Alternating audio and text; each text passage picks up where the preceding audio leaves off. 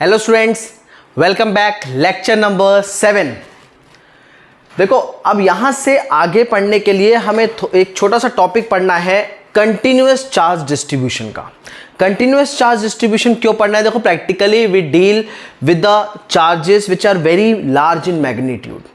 ठीक है, जो हम प्रैक्टिकली चार्जेस पढ़ते हैं बहुत ज्यादा मैग्नीट्यूड के होते हैं, plus they are spread across the region, they are spread around the region. ऐसा नहीं कि आपको सिंगल चार्ज मिलेगा, उसके बारे में पढ़ना पड़ेगा। आप तो आगे कंटिन्यूअस चार्ज मतलब कि चार्जेस जो स्प्रेड है पूरे रीजन में, ऐसे केसेस में हमें उसको 3 डिफरेंट फॉर्म में पढ़ना है। उसके लिए एक छोटा सा टॉपिक है यहाँ पे, ये चीज समझनी बहुत जरूरी है। यहां से आगे अब जो मैक्सिमम आप चीजें डील करोगे that will be in a continuous distribution. ठीक है, तो कंटिन्यूअस डिस्ट्रीब्यूशन हमारे 3 टाइप्स के होते हैं। टाइप्स ऑफ कंटिन्यूअस डिस्ट्रीब्यूशन 3 होते हैं। पहला वॉल्यूम चार्ज डिस्ट्रीब्यूशन, दूसरा सरफेस चार्ज डिस्ट्रीब्यूशन, तीसरा लीनियर चार्ज डिस्ट्रीब्यूशन।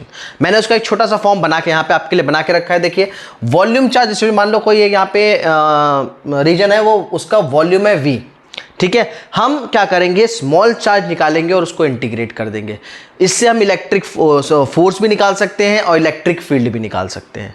सबसे पहले ध्यान रहे, वॉल्यूम चार्ज डेंसिटी क्या होता है। देखो, तीनों बहुत आसान है याद करने में। टेबलर फॉर्म में मैं आपको शो कर रहा हूं, इसी टेबल में सारी चीजें आ जाएंगी। Volume charge density, charge per unit volume. Volume charge density को हम डिनोट करते हैं रो से। Rho is equals to dq by dv। ये देखो, चार्ज पर यूनिट वॉल्यूम। इसी तरीके से surface charge density, surface charge density, एक सरफेस ले लिया, dq स्मॉल चार्ज ले लिया, तो ये रो सरफेस चार्ज डेंसिटी, सॉरी मैंने यहाँ पे ये दोनों ही एक जैसे लिख दिए हैं। बेसिकली ये रो नहीं है, ये सिग्मा है। ठीक है, गलती से दोनों मैंने एक साथ लिख दिए थे। ये volume charge density rho, surface charge density हमारा सिग्मा होता है। Sigma that is equals to charge per unit surface, that is dq by ds। इसी तरीके से लीनियर चार्ज डिस्ट्रीब्यूशन, अगर चार्ज एक लीनियर फॉर्म में, लाइन के फॉर्म में अगर डिस्ट्रीब्यूटेड है, ऐसे केस में इसे डिनोट करते हैं हम लैम्डा से। तो लैम्डा हो जाएगा charge per unit length. Linear charge density मतलब lambda that is equals to charge per unit length, that is dq by dl। तो charge per unit volume dq by dv, dq by ds, dq by dl। Rho, sigma and lambda. Clear? अब ये तो simple है।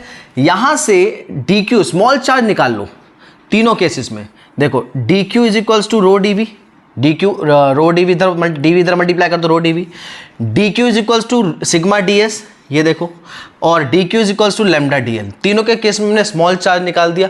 कुछ नहीं करना है, small charge निकालने के बाद सबसे बड़ा हथियार आपके पास है इंटीग्रेशन। यहां से इंटीग्रेट कर देंगे। तीनों केसेस में फोर्स भी आ जाएगा, इलेक्ट्रिक फील्ड भी आ जाएगी। अब देखो, फोर्स निकालना है जैसे, ठीक है, वॉल्यूम के केस में Fv, तो 1/4 पाई एप्सिलॉन नॉट।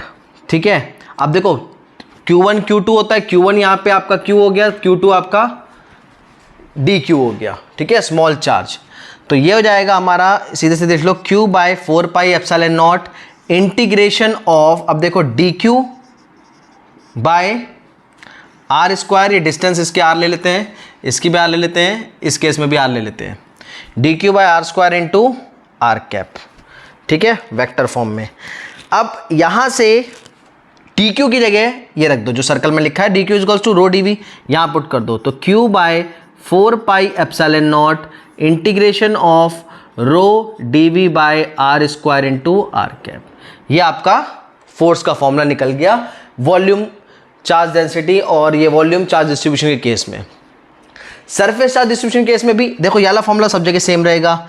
अब Fs निकाल लो यहाँ पे सरफेस के लिए, तो Q/4 pi epsilon naught integration of dq by r square into r cap, ये तो सेम रहेगा।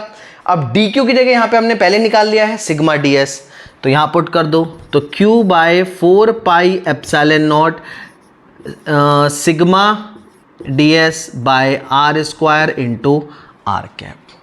यही केस हम FL वॉल्यूम के लिए कर लेते हैं, सॉरी लीनियर के लिए। तो ये हो जाएगा Q/4 pi epsilon naught integration of dq by r square into r cap.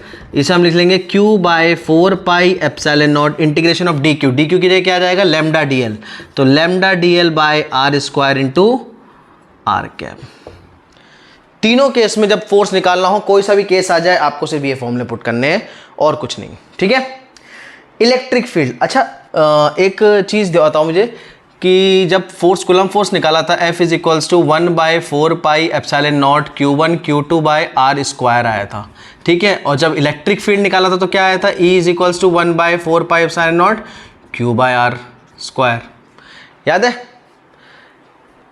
Derive जब हमने किया था, E is equals to F upon Q naught होता था, एक Q नॉट से एक Q नॉट कैंसिल हो जाता है, Q बाय R स्क्वायर आया था। यहाँ पे इस Q को हटा दो, बचा हुआ एक्सप्रेशन इलेक्ट्रिक फील्ड का होगा।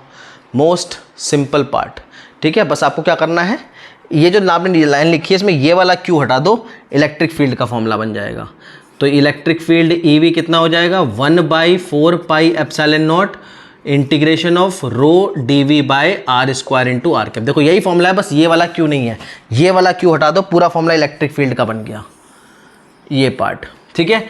यहाँ पे ES निकालेंगे तो ये हो जाएगा 1/4πε0 integration of sigma ds by R square into R cap, ठीक है। और यहाँ पे electric field of the linear charge density length के केस में 1/4πε0 integration of lambda dl by R square into R cap.